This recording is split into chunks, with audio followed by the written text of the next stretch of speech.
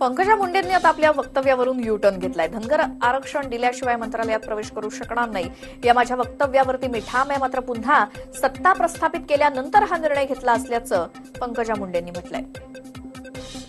दरम्यान पंकजा मुंडे मंत्रिमंडळाच्या बैठकीला उपस्थित राहिल्या असून जर मला रोखल्यानं धनगरांना आरक्षण मिळणार असेल तर मला खुशाल रोखावं असं त्यांनी म्हटलंय. बेस्ट कृती समिती, महापालिका आयुक्त आणि प्रशासनाची बैठक संपन्न झाली असून या बैठकीत कोणताही तोडगा निघाला नाही. दरम्यान कर्मचारी संपावर ठाम आहेत. शिवसेनेनं आणि पालिका प्रशासनानं बेस्ट कर्मचाऱ्यांची फसवणूक केली असून शिवसेना पाठपुरावा करण्यात कमी पडली असल्याचं बेस्ट नेते आशिष चेंबूरकर आणि युनियन नेते रमाकांत बने यांनी म्हटलंय. कामगार विरोधी धोरणांच्या निषेधार्थ देशभरातील संघटित आणि असंघटित क्षेत्रातील कर्मचाऱ्यांनी मंगळवारपासून 2 दिवसीय संप पुकारलाय. या संपात बँक, विमा, पोस्ट ऑफिससह देशभरातील विविध क्षेत्रातील कर्मचारी आणि कामगार सहभागी होणार आहेत. विविध प्रलंबित मागण्यांसाठी मुंबईचे बेस्टचे 33,000 कर्मचारी बेमुदत संपावर गेलेत आणि त्यामुळे मुंबईतील बेस्ट बसची वाहतूक ठप्प झाली आहे. बसच नसल्यामुळे कुर्ला स्थानकात मोठी गर्दी झाली आहे. कुर्ल्यातील बस स्थानकात शुकशुकाट दिसतोय. शहापूरजवळ C2 संघटनेच्या कामगारांनी कॉन्ट्रॅक्ट पद्धतीविरोधात आंदोलन केलं असून आंदोलनकर्त्यांनी यावेळी मुंबई-नाशिक हायवे जाम केला. यावेळी आंदोलनकर्त्यांनी महामार्गावर बसून आंदोलन केल्यानं नाशिक-मुंबई हायवेवर वाहतूक कोंडी झाली. पालघरच्या चारोटी इथे मुंबई-अहमदाबाद महामार्गावर मार्क्सवादी कम्युनिस्ट पक्षाच्या कार्यकर्त्यांनी रास्ता रोको केला. यावेळी शेकडो कामगार आणि शेतकरी रस्त्यावर उतरले.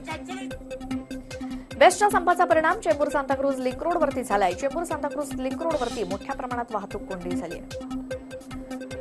बेस्ट संपामुळे वर्सोवा ते घाटकोपर मेट्रोनं प्रवास करणाऱ्या अनेक प्रवाशांनी तिथूनच मेट्रोनं प्रवास करणं पसंत केलंय. यामुळे नेहमीपेक्षा आज मेट्रोमध्ये सुद्धा तोबा गर्दी होती. बस बंद असल्यानं मुंबईकरांसह बेस्टमधून प्रवास करणाऱ्या विद्यार्थ्यांनाही त्याचा फटका बसला. अनेक मुलांना संपामुळे पायी प्रवास करावा लागलाय. विद्यार्थ्यांना उशीर झाला तरी वर्गात घेण्याच्या सूचना देत बेस्ट संपाच्या पार्श्वभूमीवर मुंबई विद्यापीठानं विद्यार्थ्यांना दिलासा देणारा निर्णय घेतला. बोईसर डेपोमध्ये पोलीस बंदोबस्तात बेस्टच्या कर्मचाऱ्यांनी संपाला सुरुवात केली. 2 दिवसांच्या या देशव्यापी कामगार संपात All India Bank Employees Association आणि Bank Employees Federation of India सामील झालेत. 20 कर्मचाऱ्यांच्या आंदोलनामुळे सरकारनं आक्रमक पवित्रा घेतला असून महावितरण, महाजेनेकोच्या कर्मचाऱ्यांवरती सरकार मेस्मा लावण्याच्या तयारीत आहे. पुण्यात महावितरणच्या विरोधात 20 कर्मचारी अभियंता संघटना कृती समितीनं संप पुकारलाय. तर येत्या 2 दिवसात विविध संघटनांच्या नेतृत्वात कर्मचारी संपात सहभागी होणार आहेत. सरकारच्या कामगार विरोधी योजनांविरोधात आज केंद्रीय कर्मचाऱ्यांनी संप पुकारला. त्यामुळे या संपात पोस्ट खात्यातले कर्मचारी सुद्धा सहभागी झाले. अमरावती विभागीय आयुक्त कार्यालयासमोर ग्राम रोजगार सेवकांनी आमरण उपोषण सुरू केलं असून मागण्या मान्य न झाल्यास आत्मदहनाचा इशारा सेवकांनी दिलाय.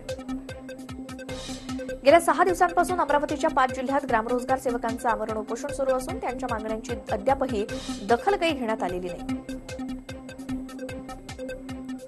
उपोषणाच्या 7व्या दिवशीही शेतकऱ्यांच्या मागण्यांकडे प्रशासनानं लक्ष दिलेलं नाही. त्यामुळे शेतकऱ्यांनी आपली जनावरं परतूर पंचायत समिती कार्यालयामध्ये बांधली आहेत. शेतकऱ्यांनी सरकारसह प्रशासनाचा निषेध केलाय. परतूर तालुक्यामध्ये निर्माण झालेल्या दुष्काळी परिस्थितीवर शासनाकडून दुर्लक्ष केल्याचा आरोप शेतकऱ्यांनी केलाय. मागणी करूनही मनरेगाची कामं मिळत नसल्याचं शेतकऱ्यांचं म्हणणं आहे. अकोल्यातील मूर्तिजापूरमध्ये शेतकऱ्यांच्या आंदोलनानंतर 8व्या दिवशी अधिकाऱ्यांनी घरी येऊन निवेदन स्वीकारावं अशी मागणी रविकांत तुपकरांनी केली होती आणि अखेर उपविभागीय अधिकारी अभयसिंह मोहिते यांनी तुपकरांच्या घरी येऊन निवेदन स्वीकारलं.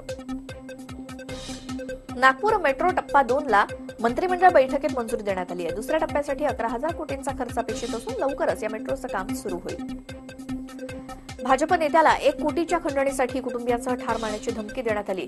आजरा तालुक्यातील रमेश रेडेकरांना जीवे मारण्याची धमकी देण्यात आली. या प्रकरणी श्रीधर शिंगट्यांविरोधात तक्रार दाखल करण्यात आली आहे. नागपूरच्या पंचतारांकित रेडिसन ब्लू हॉटेलमध्ये सेक्स रॅकेट सुरू असल्याचं उघड झालंय. या प्रकरणी गुन्हे शाखेनं एका तरुणीला आणि महिला दलालाला ताब्यात घेतलंय.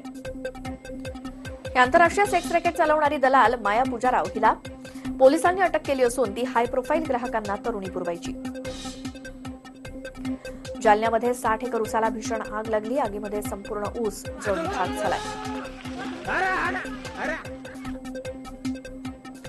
शॉर्ट सर्किटमुळे ही आग लागल्याचा प्राथमिक अंदाज आहे. जालन्याच्या कुंभारजार इथली ही घटना असून आगीमुळे शेतकऱ्यांचं अतोनात नुकसान झालंय.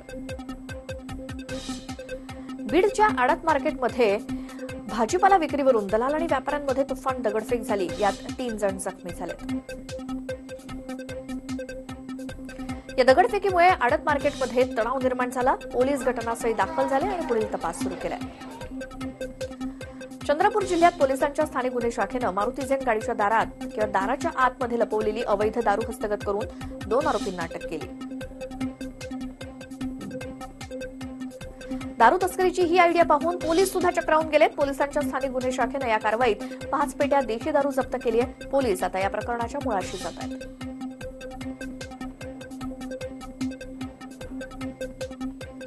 चिपळूणच्या खानदाटपाली गावातल्या गवळवाडीमध्ये विहिरीत अडकलेल्या मगरीची वनविभागाच्या अधिकाऱ्यांनी सुटका केली. त्यानंतर तिला नैसर्गिक अधिवासात सोडण्यात आलं.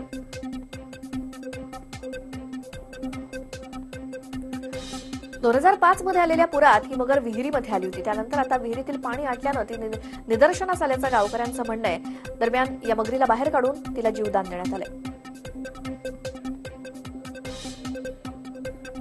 अमरावतीमध्ये थंडीची लाट आली असून जिल्ह्यात थंडीचा पारा 5.1 डिग्री सेल्सिअस पर्यंत घसरलाय.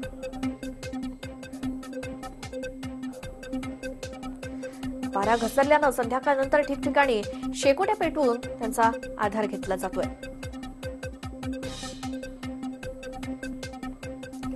झुंड या चित्रपटाच्या चित्रीकरणासाठी बिग बी अमिताभ बच्चन सध्या नागपुरात आहेत. ज्या सेंट पॉल शाळेमध्ये चित्रीकरण सुरू आहे त्या शाळेतल्या विद्यार्थ्यांसोबत अमिताभ यांनी संवाद साधला.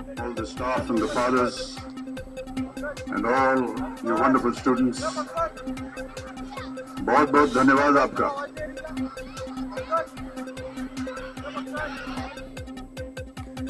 बॉलिवूडमधील आणखी एक अभिनेते राकेश रोशन यांना घशाचा कॅन्सर असल्याचं समोर आलंय. ऋतिक रोशन यांना ट्विट करून त्यांना कॅन्सर असल्याची माहिती दिली. रत्नागिरीतील मिरकरवाडा बंदरात 600 किलो वजनाचे 4 मासे आढळलेत. या माशांना उचलण्यासाठी क्रेन मागवावी लागली. 600 किलो वजनाचे मासे पाहण्यासाठी किनाऱ्यावरती गर्दी जमली होती. दरम्यान थंडीचा परिणाम माशांवरती होत असून त्यामुळे मोठे मासेही किनाऱ्यालगत सापडतायत. सायन पनवेल महामार्गावरील उड्डाणपुलांवर काँक्रिटीकरणाचं काम सुरू आहे. वाहतूक कोंडी टाळण्यासाठी कंपनीला वॉर्डन किंवा वाहतूक पोलीस कर्मचारी ठेवावे लागत होते. मात्र काम सुरू झाल्यापासून 3 जणांना वाहनांनी धडक दिल्यानं हे काम अतिशय जोखमीचं झालं होतं. एक यंत्रमानव वाहतूक कोंडी होऊ नये म्हणून वाहनांना योग्य दिशा दाखवण्याचं आणि त्यांना वाहनं सावकाश चालवण्याचा संदेश देतोय. त्यामुळे अपघाताचा धोकाही कमी झालाय. पैशाची बचत देखील होते. हा यंत्रमानव सध्या चर्चेचा विषय बनलाय. बेलापूर रेल्वे स्थानकाच्या पुढे असलेल्या सबवेचं हाईट गेज तोडून एक ट्रेलर भुयारी मार्गामध्ये अडकल्यानं कोकण भवनकडे जाणारी वाहतूक ठप्प झाली. अग्निशमन दलानं 2 तासाच्या अथक प्रयत्नानंतर अडकलेला ट्रेलर बाहेर काढल्यानंतर वाहतूक सुरळीत झाली. मुंबईच्या पवई आयआयटी समोर एका ट्रकला आग लागली याची माहिती पोलिसांना मिळाल्यावर दोघा पोलिसांनी सिमेंट मिक्सर थांबवून आग लागलेल्या ट्रकवरती पाणी मारल्यानं अग्निशमन दल येण्याआधीच आग विझली. त्यांच्या या कर्तव्यदक्षपणामुळे त्यांचं कौतुक होतंय.